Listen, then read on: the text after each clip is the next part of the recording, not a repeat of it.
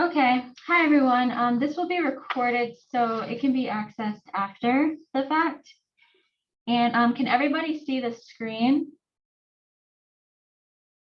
The presentation? Just look in the chat. Yeah. Okay, so we'll go ahead and get started.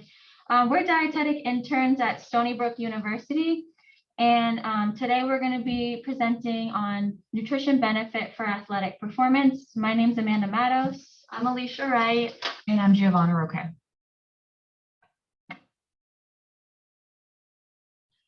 So we're with the Healthy Libraries Program, and Stony Brook Medicine's Healthy Libraries Program is a partnership with the Public Libraries of Suffolk County, the Suffolk Cooperative Library System Outreach Services Department, and is supported in part by the American Heart Association of Long Island.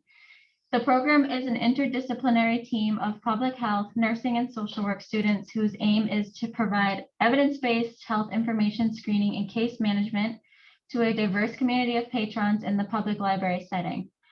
Refer patrons to promote access to appropriate health and social services programs locally that will address their health and social support needs, and for students to experience an interprofessional team and demonstrate the core competencies based on the Interprofessional Education Collaborative. So we'll start by launching a pre-assessment. This is just a short quiz. You'll have 3 minutes to do it just to assess your knowledge before we give the presentation, and then we'll go over the answers at the end.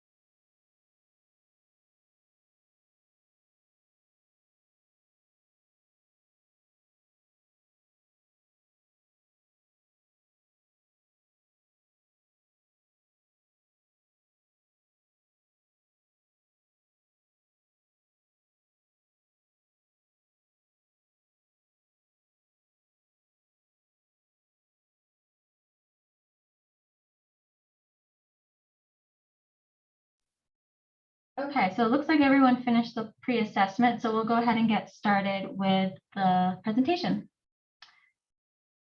So a proper diet containing protein, carbohydrate, and fat is essential for athletes. All of these dietary components contribute to your performance as they serve key biological functions in your body. Your performance is directly related to the quality of your diet.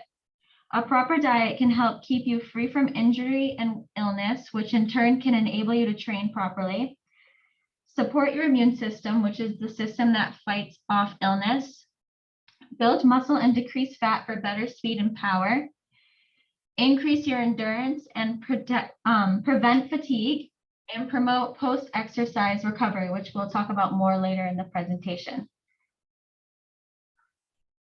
So now that we briefly discussed what a proper diet can do for your athletic performance, we'll discuss factors that can affect athletic performance as well, and what makes up a healthy, balanced diet. So first, like nutrition, genetics, physical and skill training, and mental readiness affect your performance. These factors are all related and are all important. The key nutrients involved in a well-balanced diet include calories, carbohydrates, protein, fats, vitamins and minerals, and water. We will discuss all of these components in more detail. So first, we'll discuss calories. A calorie is a unit of energy that we need to consume to survive. Over the years, people have thought of calories in a negative way. The truth is that calories are essential for life and can positively impact growth and development. For athletes, there's a lot of controversy and misconception regarding calories. However, not one calorie amount fits all athletes. Calorie needs are based on your gender, weight, body composition or body makeup, and the amount of training and intensity of your sport. For instance, if you train 5 times a week for 3 hours a day, you will require more calories than someone who trains 3 times a week for 1 hour a day. So regardless of the training routine, the majority of your calories should come from high quality foods. High quality foods are whole foods such as fruits, vegetables, whole grains, lean proteins, and low fat dairy. Examples of low quality foods include highly processed snack foods, sugar sweetened beverages, refined white grains, fried foods, and so on. Eating high quality foods for all of your meals and snacks may feel difficult, but planning ahead of time can help make this process much easier. Are there any questions at this point? If so, feel free to unmute yourself or type it in the chat.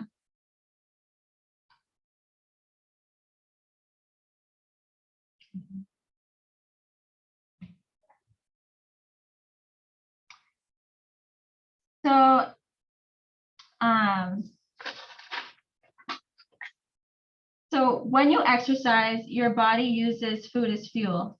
Carbohydrates, fats, and protein are all important for energy, but are processed differently in your body.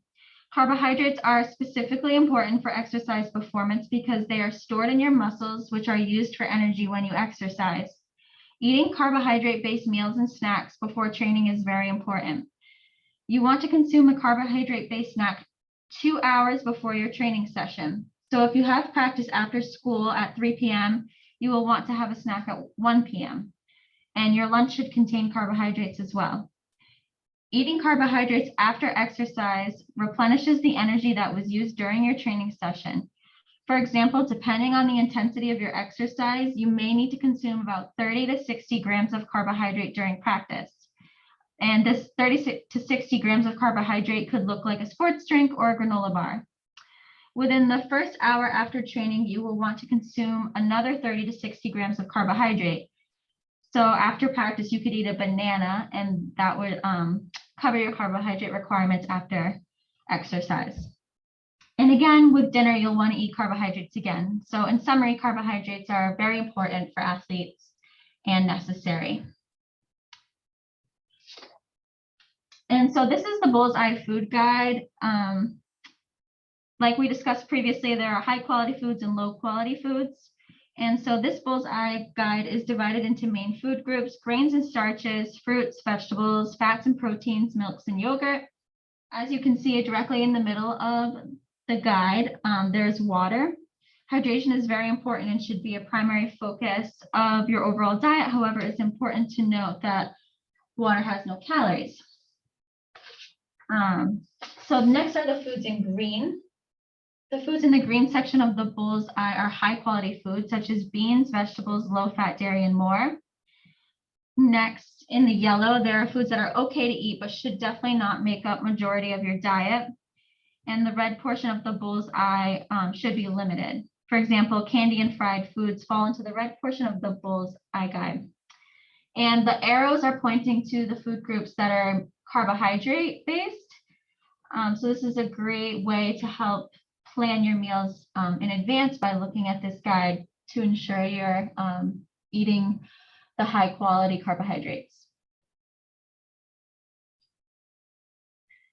And so here's just a quick slide about what you could eat as a pre-workout carbohydrate meal about 4 hours before exercise.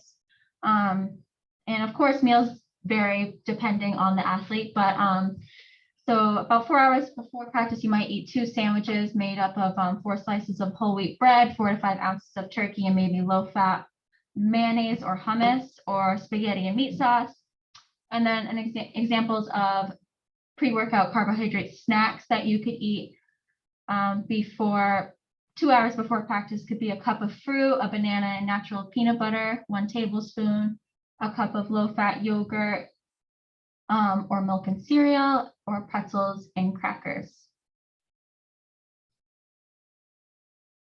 So now we're going to talk about protein. And so why is protein so important for athletes? After any workout, whether it's moderate or really intense, your muscles experience a lot of damage, and protein helps repair your muscle tissue. It is also essential for athletes to consume the right amount of protein in order to maintain your health, to support muscle growth, preserve bone integrity, and in certain cases, it helps with weight management. It is possible for people to consume too much protein, and that can cause some dangerous side effects such as dehydration, damage to your kidneys from increased ammonia levels, and can lead to future bone problems like decreased bone density.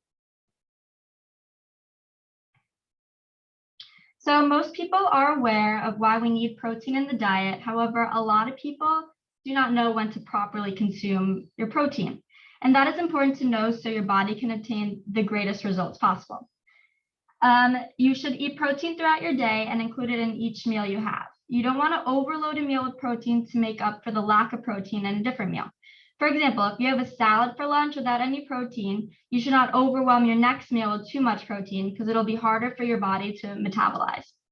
Make sure you're refueling your body after a workout with protein and carbohydrates for maximum gains, and so your body is replenished. It is ideal to have your protein and carb snack or meal up to 2 hours after your workout for building muscle mass. You should aim to have 15 to 25 grams of protein during that recovery period. An easy way to get that 15 to 25 grams of protein right after a workout is a protein bar. Like a Quest bar has about 21 grams of protein. So here are some examples of protein just to inspire you for ways you can incorporate protein into your meals.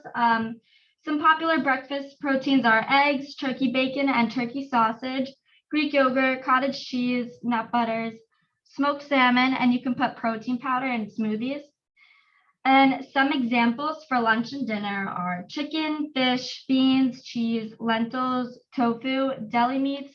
And for the deli meats, just make sure it's low sodium because sometimes the sodium levels can be really absurd. Also, peas and dark leafy greens have a lot of protein. So if you're following a plant-based diet, it is possible for you to get the adequate amount of protein into your diet. And so some examples of protein and carb snack combos for after workout are trail mix, protein shakes with real fruit in it, fruit with peanut butter or any nut butter, carrots with hummus, cottage cheese on toast, cheese cubes with fruit or eggs with fruit, Greek yogurt with berries, turkey slices and carrots, pita chips with hummus, and graham crackers with nut butter. So these are just ideas to help guide you and inspire. So here's the Bullseye food guide again, and there are arrows pointing to the protein and milks and yogurt sections. Try to consume more lean protein choices like turkey, chicken, egg whites, tofu, beans, and lentils, and avoid the more processed and fatty meats. Try to eat more fat-free milk and yogurt and plain yogurts. Are there any questions on protein?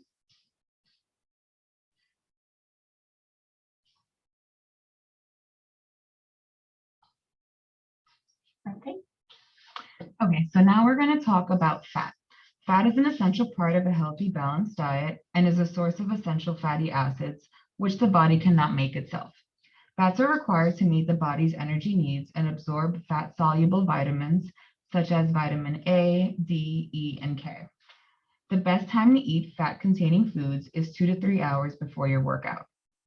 You want to eat these meals further away from your training time since they take longer to digest. Also, after you train, wait 2 hours to eat fat-containing foods so the fat digestion does not interfere with carbohydrate and protein absorption. Any fats that are not used by your body's cells or turned into energy is converted into body fat. Some fats are healthier than others, and I will discuss that on the next slide. There are 4 types of fat: monounsaturated fat, polyunsaturated fat, saturated fat, and trans fat. Monounsaturated fats and polyunsaturated fats are considered the healthy fats. Both fats can help reduce the levels of bad cholesterol in your blood, also known as LDL cholesterol, which can lower your risk for heart disease and stroke. Monounsaturated fats can be found in nuts, olives, avocados, and seeds. Polyunsaturated fats can be found in salmon, flax seeds, and walnuts. Saturated fats and trans fats are considered to be unhealthy fats.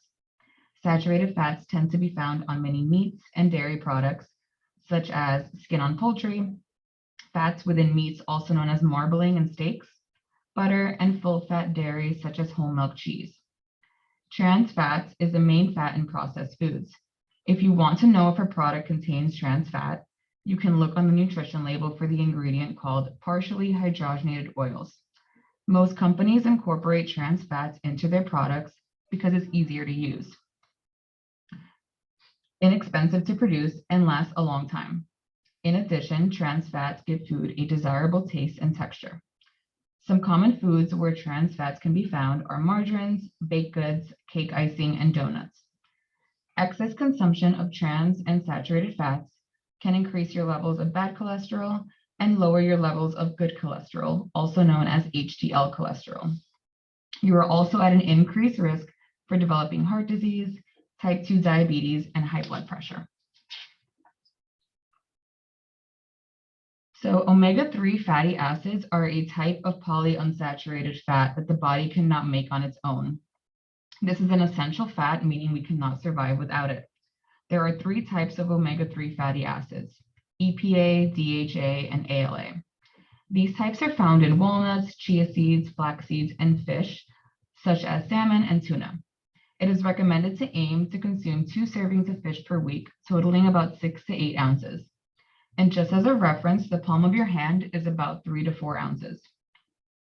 Omega-3 fatty acids reduce the risk of heart disease and blood clots and lower triglyceride levels.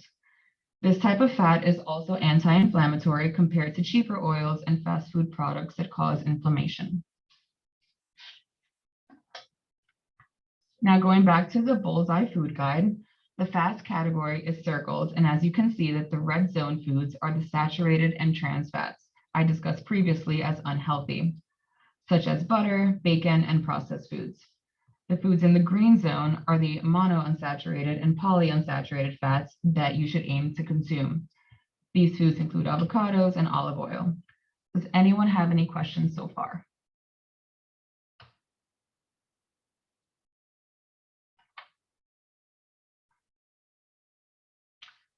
So now we're going to go into hydration importance. Proper hydration is extremely important for increasing energy, improving movement, recovery, agility, and muscle function. Hydration also regulates blood pressure during exercise so your heart doesn't work harder to maintain normal blood pressure. Improves circulation that helps deliver oxygen and nutrients to working muscles. And in combination, these benefits will improve overall athletic performance and reduce the risk of injury. Research shows that a small loss of body weight caused by dehydration can significantly decrease performance. As athletes exercise, their core body temperature rises, and in response, the body sweats to remove excess heat so the body doesn't overheat. Staying hydrated replaces the water lost through sweating. Electrolytes are essential minerals like sodium, calcium, magnesium, and potassium. Electrolytes regulate muscle contractions and balance pH levels in the body. Electrolyte imbalances are caused by consuming too little or too much water, also during physical activity causing sweating. Some signs of low electrolyte levels are fatigue, headache, nausea, blood pressure, fluctuations, muscle cramps, and low energy. To replace electrolytes, many people have gravitated to sports drinks such as Gatorade or Powerade. These drinks are only necessary when one is engaging in high physical activity for over an hour. These drinks tend to be high in sugar and not as beneficial for electrolyte replenishment. Instead, some great alternatives are drinking unsweetened coconut water, having a banana, or fresh fruit juice. It is recommended to consume 14 to 16 ounces of water before your workout, 6 to 12 ounces every 15 to 20 minutes during your workout, and 16 to 24 ounces for every pound of body weight lost after your workout. Just as a reference, for regular Poland Spring bottled water is approximately 16 ounces. If you use a larger water bottle, the total ounces the bottle holds is typically written on the bottom of the bottle. To determine the number of ounces to drink after your workout, weigh yourself before and after your workout and subtract the difference. Does anyone have any questions?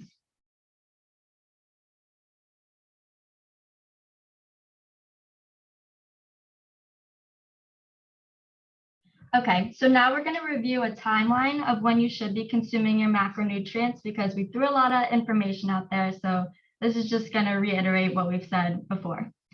So 4 hours before you exercise or have a sports event, you should eat a meal high in carbohydrates that contains high quality protein. The meal should have little fat and fiber to ease gastric emptying and to ease stomach discomfort. You should avoid refined and simple sugars. Then 2 hours prior to exercise, you should drink about 12 to 20 ounces of water or a sports drink to ensure hydration. Also have a small snack with combination of carbohydrates and protein that is low in fat and fiber. Post-exercise, you should consume a snack or meal that consists of carbohydrates and proteins to replenish your glycogen stores, blood sugar, and to help repair your muscles. Rehydrate to replace the lost water and electrolytes as well. So consequences of poor nutrition will result in inadequate recovery, and this includes increased fatigue, reduced performance, and it will increase your muscle soreness. So here is an illustration of what your plate should look like when your workouts are not as intense or when you're not in season. Half of your plate should be filled with vegetables and fruits, and quarter is of lean proteins, and less than a quarter is for your whole grains. On the outside of the plate, you will see other components that make up a healthy diet, but that do not belong right on the plate. The next picture is of what your plate should look like when you're in the middle of your season. You can see that protein is still a quarter of your plate, and you should eat more grains than the previous plate and less vegetables. And this is because you're working out more, so you need more energy from the whole grains. So this last picture is of what your plate should look like when you have a really intense training session or it's the day of your game or your race.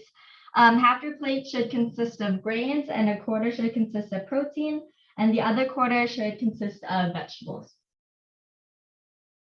So now we're going to do our post-assessment to see how much of the information y'all retained.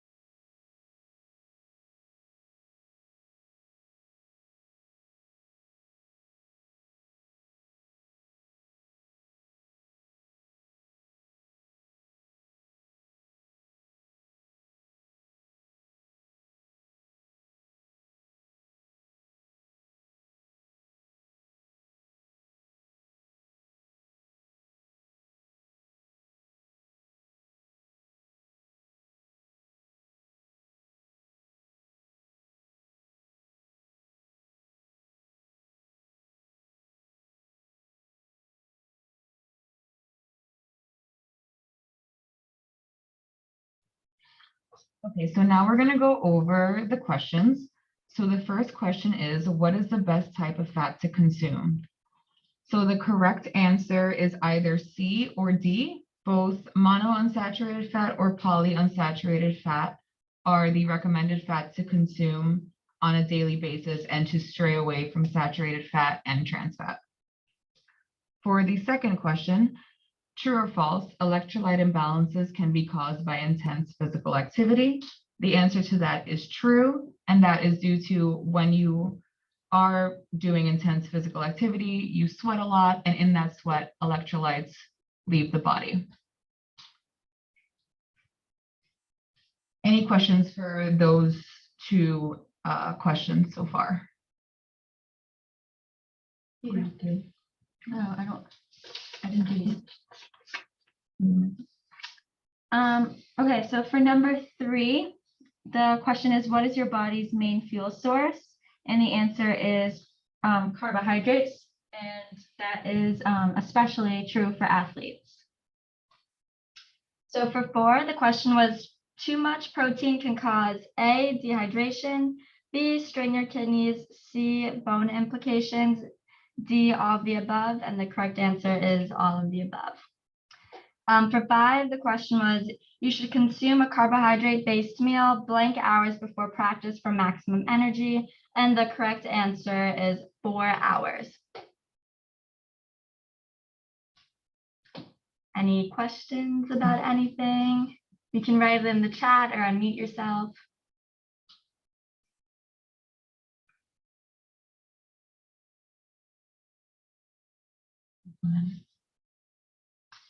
Okay, well, if there are no questions, this is recorded, so I believe you can access it later on. And thank you for coming to our presentation. Oh, there's something in the chat. This was excellent. Thank you. Thank you. Okay, so we will be logging off now. Have a great rest of your evening, everybody. Thank you for joining us today. Okay, thank you. Thank you. Bye. Oh, no problem.